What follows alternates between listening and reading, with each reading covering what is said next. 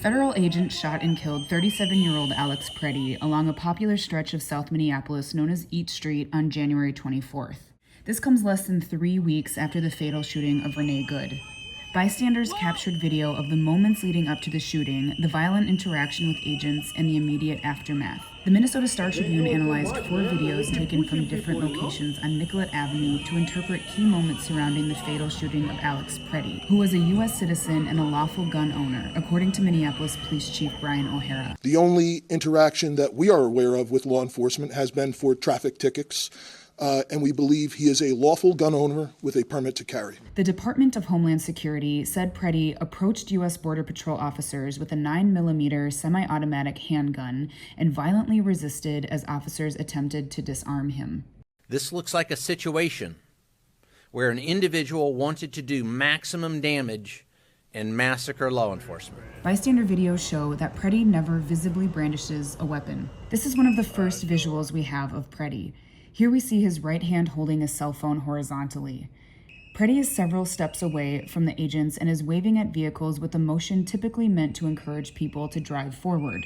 We see 2 civilians across the street that will soon interact with federal agents. Pretti shouts "hey" and walks toward an agent and the first civilian in the road. He is still holding his phone as the agent pushes her toward the curb. Later, we see Pretti with his arm around the person who was pushed by the agent. Pretti leads that person away from the agent toward a snowbank on the side of the road. An agent shoves the second civilian, who is wearing a gray jacket with an orange backpack, in the road, and that person falls into a snowbank. Pretti turns around and gets between the agent and the person with the orange backpack. The agent sprays Pretti with an orange chemical irritant as Pretti holds his left hand above his head and turns away. The agent pulls down Pretti's arm and continues to spray him as Pretti has his back turned and stumbles over the person on the ground. Agents spray Pretti a 3rd time and pull him off the person with the orange backpack on the ground. Now things begin to move quickly. As at least 2 federal immigration agents are tussling with Pretti, who is standing, agents swarm in and wrestle him to the ground. The person with the orange backpack is pulled out of the fray by the first civilian, and an agent kicks away a cylindrical object that fell onto the street. At the same time, we see an agent swing at Pretti with something that looks like a spray canister. He moves around the scrum and swings 3 more times in a punching motion.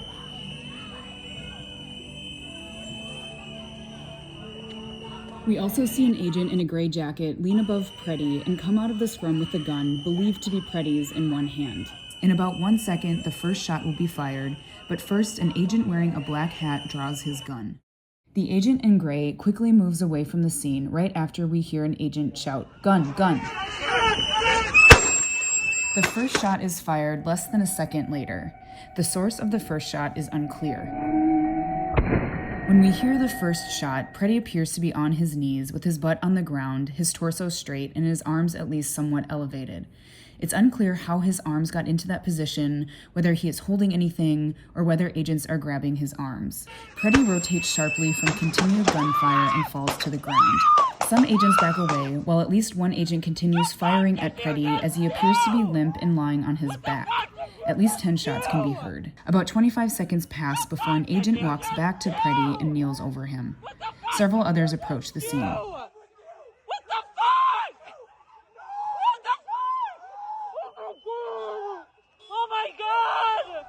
About 1 minute and 15 seconds after the first shot is fired, we hear agents asking for the location of Pretti's gun. I got the gun! I got the gun!